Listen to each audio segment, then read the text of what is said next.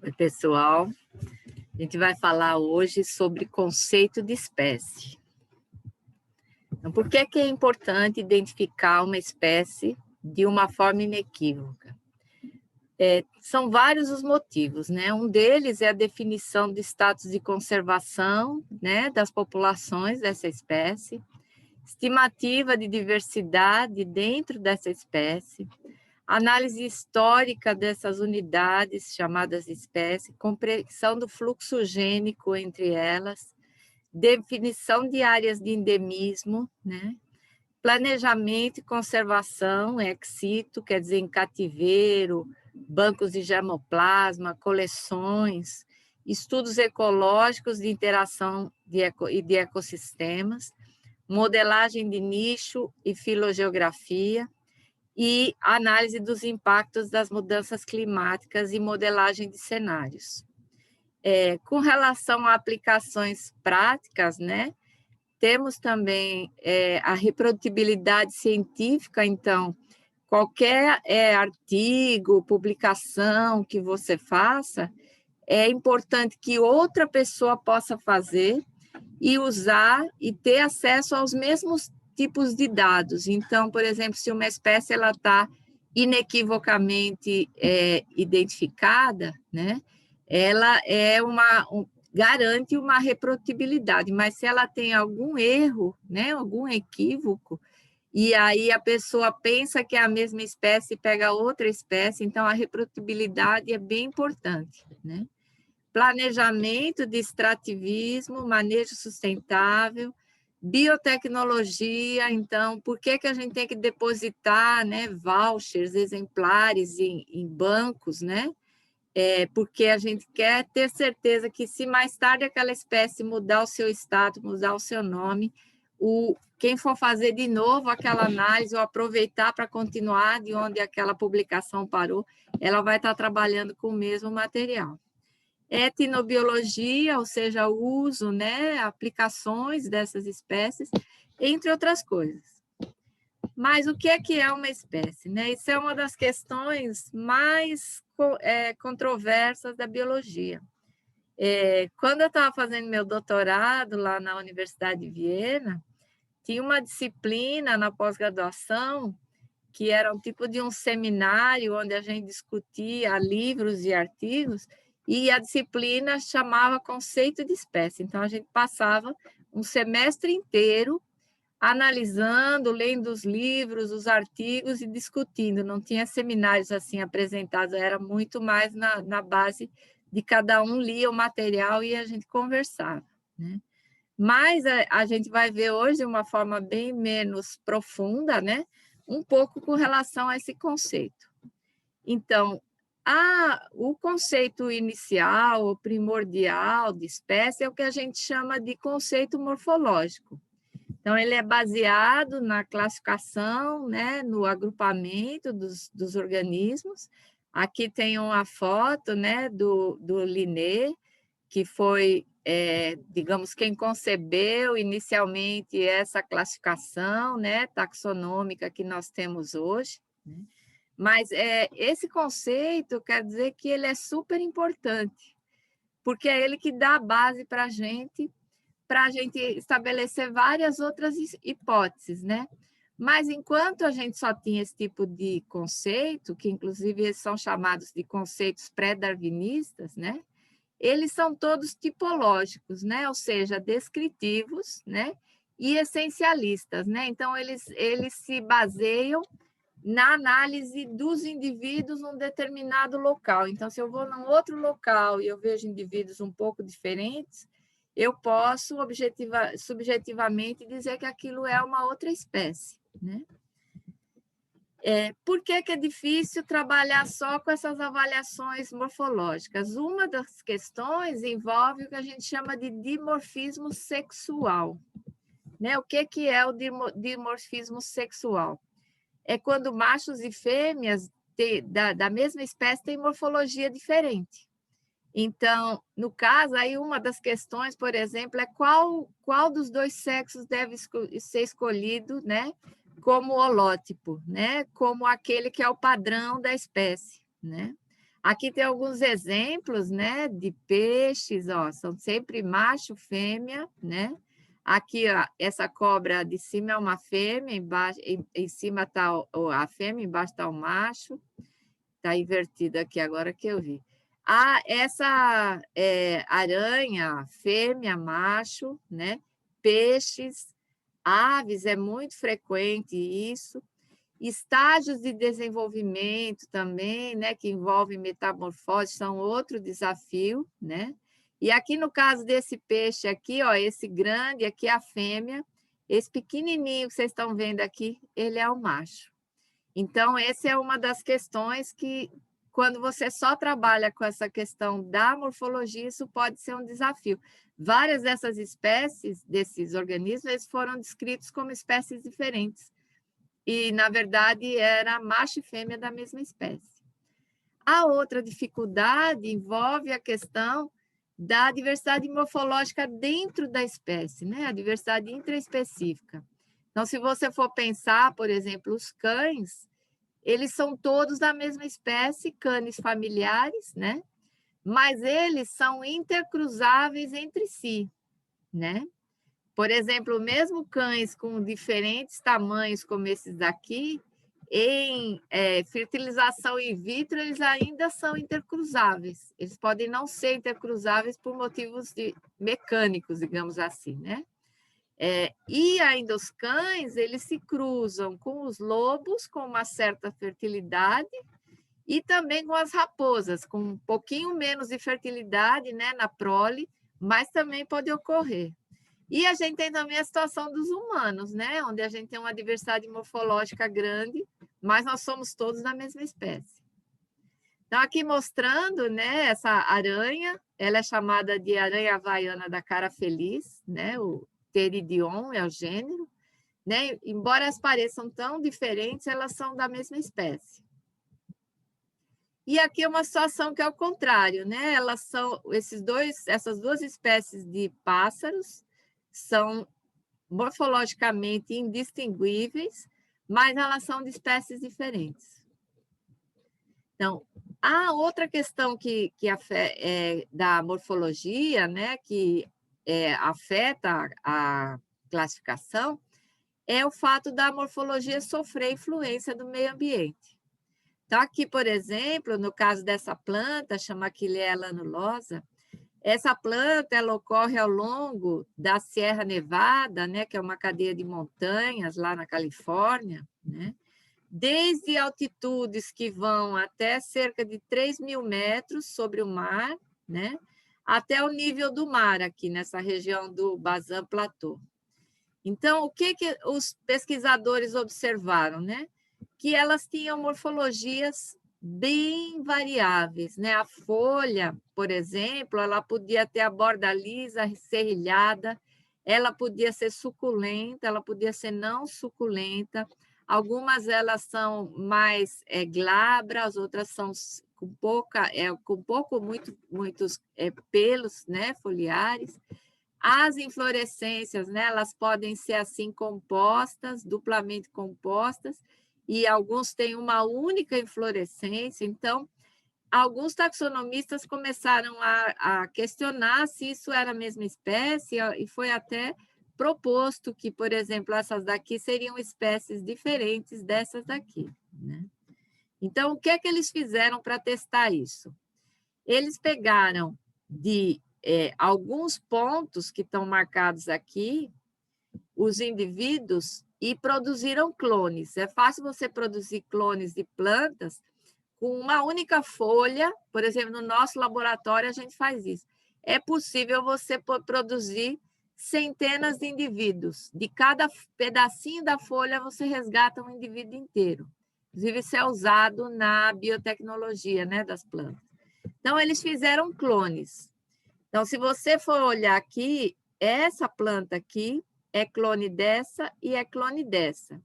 Esse tamanho aqui, ó, envolve a altura da planta. Então, ó, essa planta aqui ela tem quase 1 metro, né? Essa aqui já tem menos, né? Digamos, cerca de 60 centímetros, né? E essa aqui, ó, ela tem tipo 25, 30 centímetros. Então, o que aconteceu, né? Se você olhar, essas plantas aqui, elas foram cultivadas no ponto mais alto aqui, que é em Timberline, a 3.050 metros. Essas plantas aqui foram cultivadas mais ou menos a essa altitude aqui, em Meter. E esse grupo aqui foi cultivado em Stanford. Então, o que aconteceu? As plantas que foram cultivadas em Stanford se desenvolveram de um jeito que é diferente da morfologia de Meter e da de Timberline. Se a gente olhar aqui, ó, essa aqui é a mesma planta em Stanford, Meter, ó, em Timberline ela nem chegou a florir, né?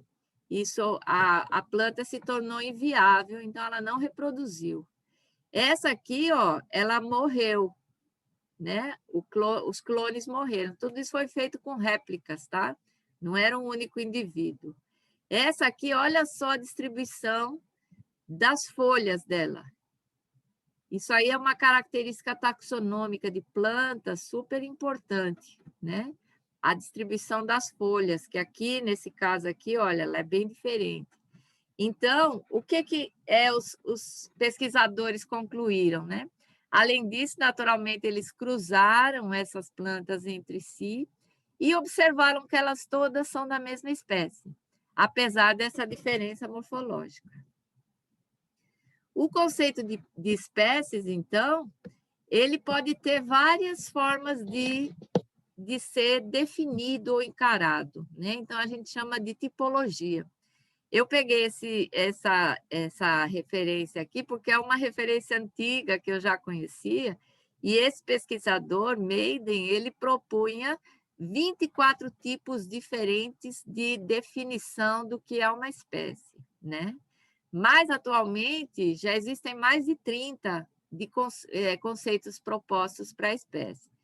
Muitos desses conceitos compartilham diferentes aspectos para tentar definir. A gente vai ver alguns que são os mais importantes.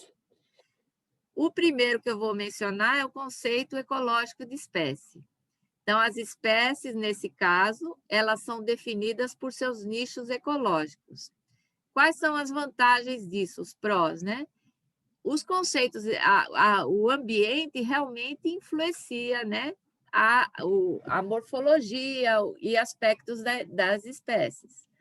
Mas esse conceito ele propõe que as espécies ocupam o que eles chamam de zonas adaptativas, né? Que elas são determinadas pela disponibilidade de recursos naturais, né? Então, as espécies, né, por exemplo, elas se alimentam de determinados organismos, né? Ou elas dependem, por exemplo, de umidade, temperatura, né, condições do solo e assim por diante. Os contras desse conceito, ele, digamos assim, isolado, é que a ligação com a genética é fraca, né? Eu acabei de mostrar aquele exemplo lá da Aquilea, aquele exemplo, por exemplo, ele derruba, né? Porque ali, com aquela diferença de altitude, tem muitas outras questões diferentes naqueles ambientes lá. E eles são da mesma espécie, né?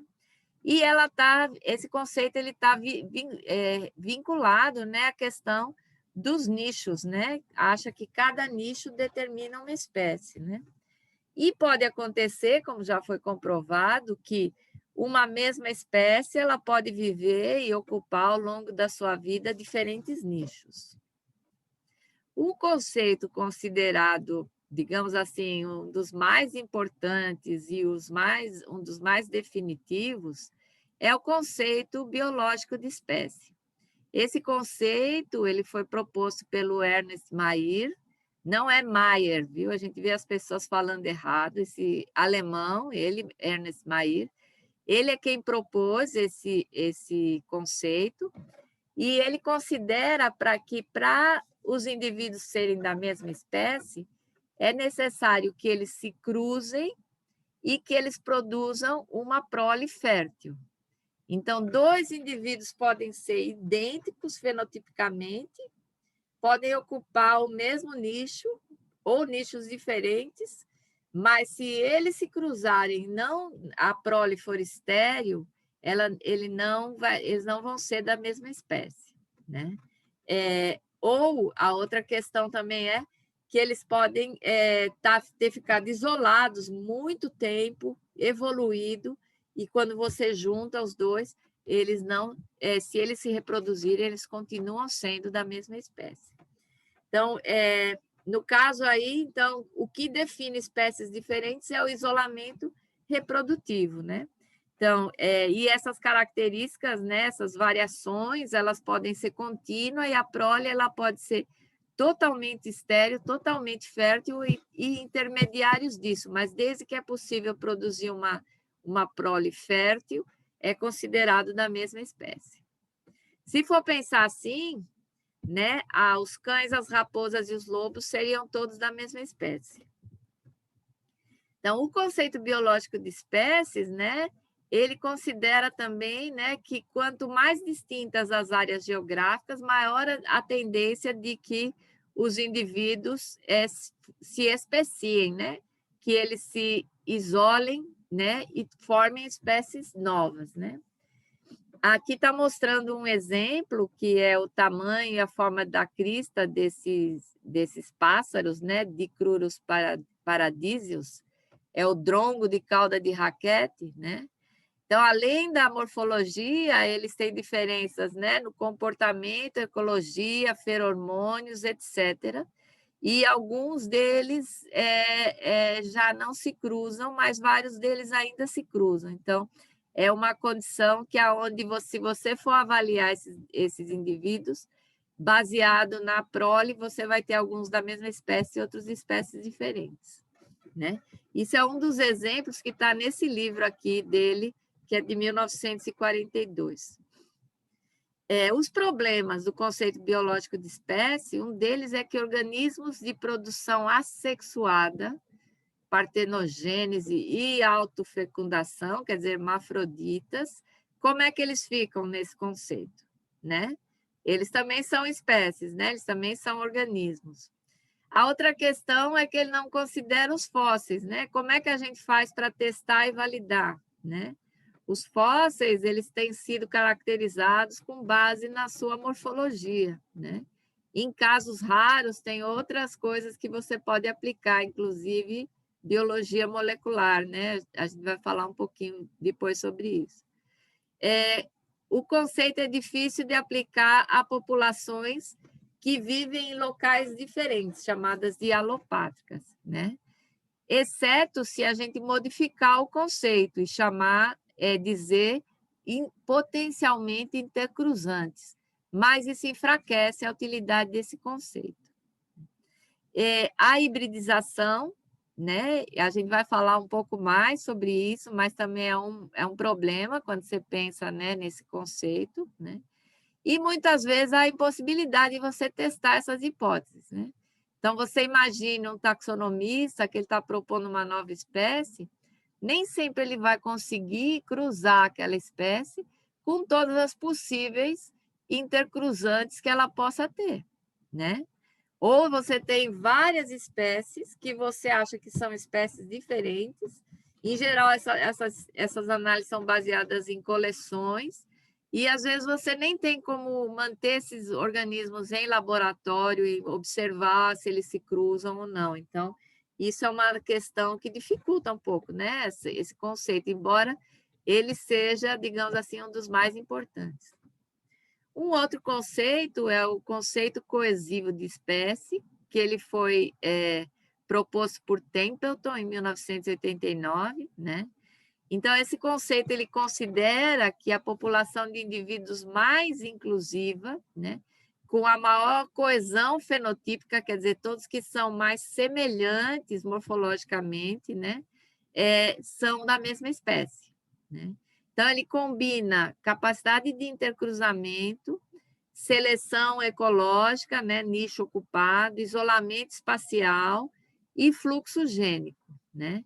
Então, os mecanismos coesivos seriam intercâmbios genéticos, ocupação de um nicho fundamental.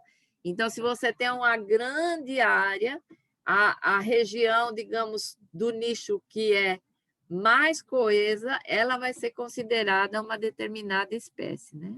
Então, essa ocupação do nicho ela é influenciada por deriva genética e seleção, né? Então, ele considera espécie a população de indivíduos mais inclusiva. Inclui a hibridização e a assexualidade, ao contrário do conceito, né, reprodutivo, né, que não estão incluídas lá, né? Porém, tem alguns contras, que são dificuldades operacionais, porque cada cientista ele não vai conseguir avaliar todos esses aspectos aí, né? Capacidade de intercruzamento, seleção ecológica, isolamento espacial e fluxo gênico. Então, ele pode optar por enfatizar diferentes aspectos ou mecanismos coesivos. Um outro conceito, que é um conceito que tem sido muito usado, né, é o conceito filogenético de espécies. A gente vai ter aula sobre filogenia, então a gente vai entender melhor um pouco depois, quando a gente chegar lá, né? Mas o que é, né? Uma espécie filogenética é o que eles chamam de agrupamento irredutível de táxons que compartilham o mesmo ancestral, ou chamado também de grupo monofilético. Seria um grupo de indivíduos que têm, né, e populações que têm um ancestral em comum. Então, aqui está mostrando, eu tenho o link desse artigo aqui, que é um artigo muito legal sobre peixes elétricos, onde eles usaram marcadores DNA para fazer essa filogenia, e aqui é um resumo, né, de várias filogenias que foram sobrepostas para gerar essa figura. Então, se você considerar aqui, ó, essa espécie aqui de peixe, ó, ela compreende todos esses indivíduos aqui, que são formas diferentes e outras espécies que haviam sido propostas pelo taxonomista, né? Então, vários desses grupos, se a gente olhar, vou pegar esse aqui, ó, se você olhar esse nó aqui, significa que esse é o ancestral em comum deles, né? Aqui em R é o ancestral e aqui, ó, é o grupo, né? O clado, como a gente fala, né? Esse conceito, também chamado de conceito genealógico de espécie, né?